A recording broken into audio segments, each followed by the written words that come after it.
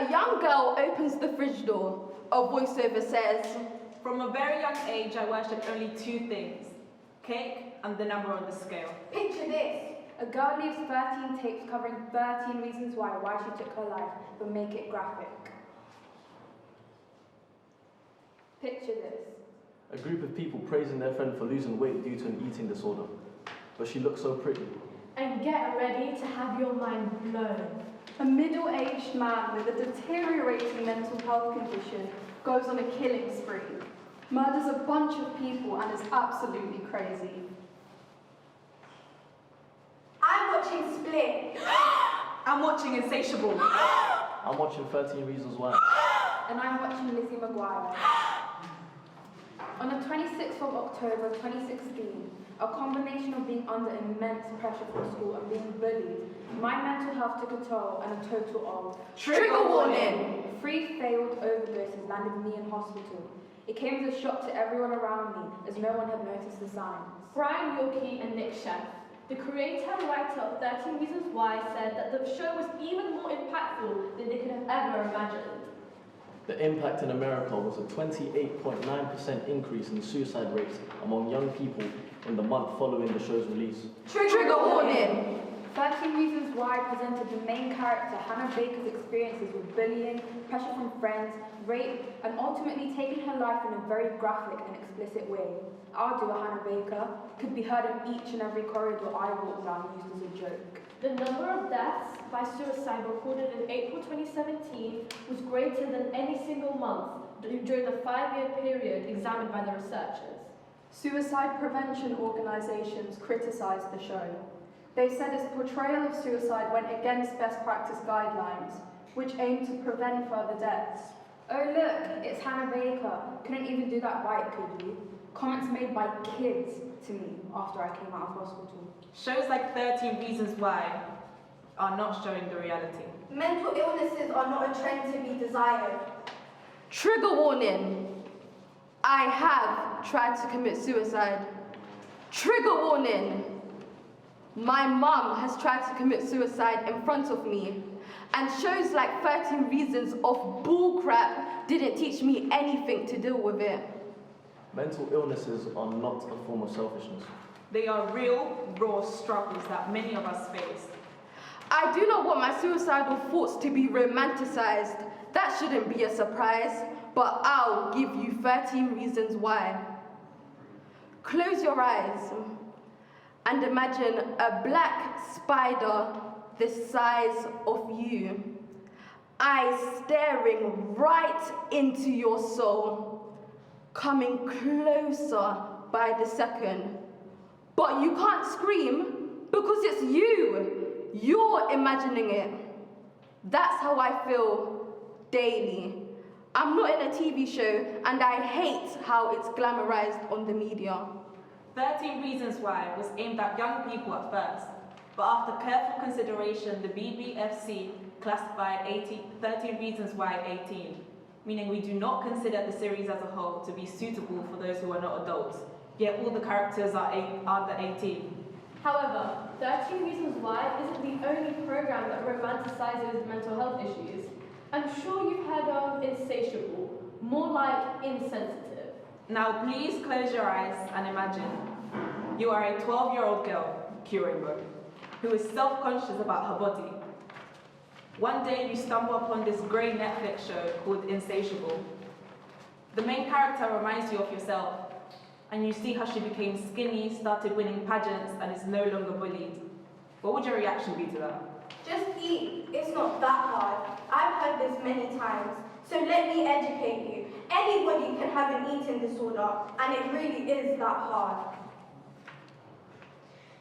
We still have a pervasive culture of fat shaming. The media glamorizes skinnier people and tells us that this is how we should be, and that we are worthless if we aren't a size 2. And nobody could love us if we're bigger. One thing we don't talk about enough is men's mental health. According to a survey done by YouGov, 1 in 5 men in the UK say that concerns about their body image cause them to dress in a way that hides parts of their bodies. 1 in 5 men also say that they negatively compare their bodies to others. I'm the 1 in 5. For a long time, I used to wear sweaters and jackets, even when it wasn't cold, just because of how embarrassed I felt about my own body. In school during the summer, I wouldn't even take off my blazer, no matter how hot it got. Helping others with their mental health and issues, which came about at a surprisingly young age, became my own therapy. No 12-year-old should shoulder the responsibility of making sure that their friends don't harm themselves or end their lives. And the weight on our shoulders is massively increased by the misrepresentation of mental health issues on the media and in TV. Too often we see directors and producers making uninformed decisions regarding the portrayal of mental illness. This is so harmful for those with mental health issues, as our struggling is seen in an inaccurate light, erasing us and our experiences. If someone twisted your struggle, How would you feel? If someone invalidated and mocked your pain, How would you feel? If someone turned you into the selfish and cruel villain because of your mental illnesses, How would you feel? open your eyes to how this affects everyone. We all consume media, and these damaging representations of mental illness are everywhere. this has to change.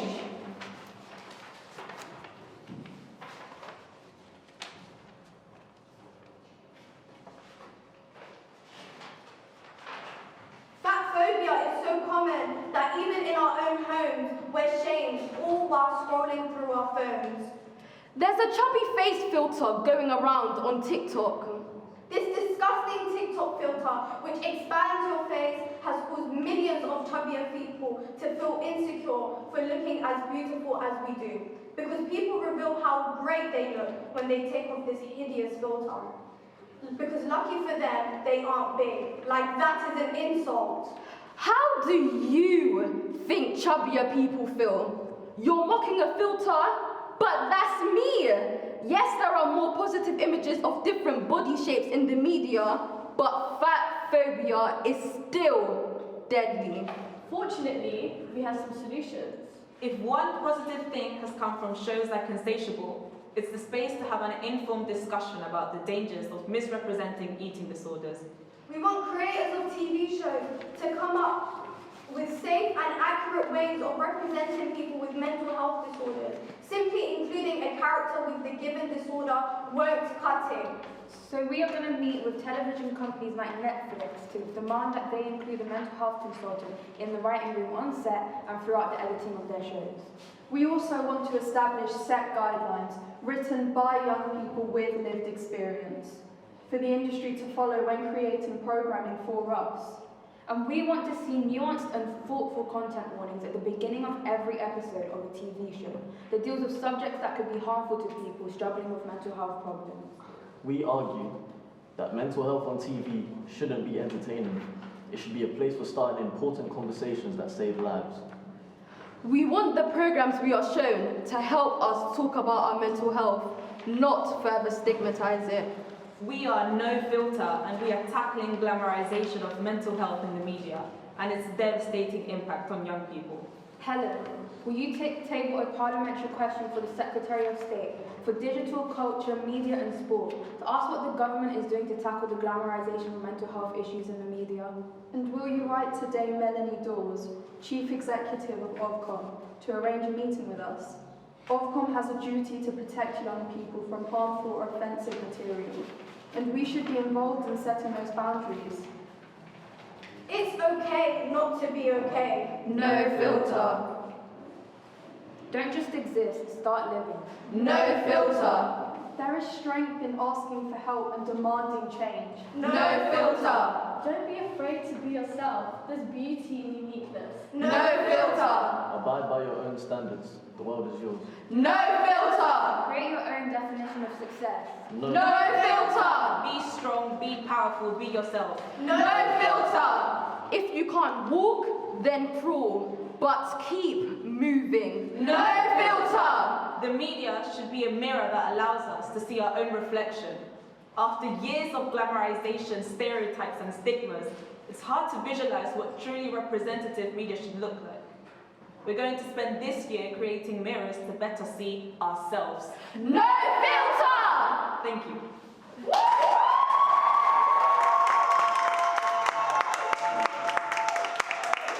I feel like I'm a little bit doing a Kanye West at the VMAs, but I'm gonna let y'all finish.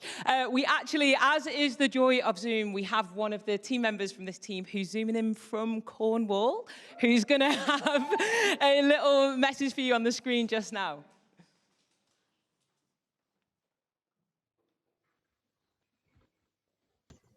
You see, my name is Pasha, not Hannah.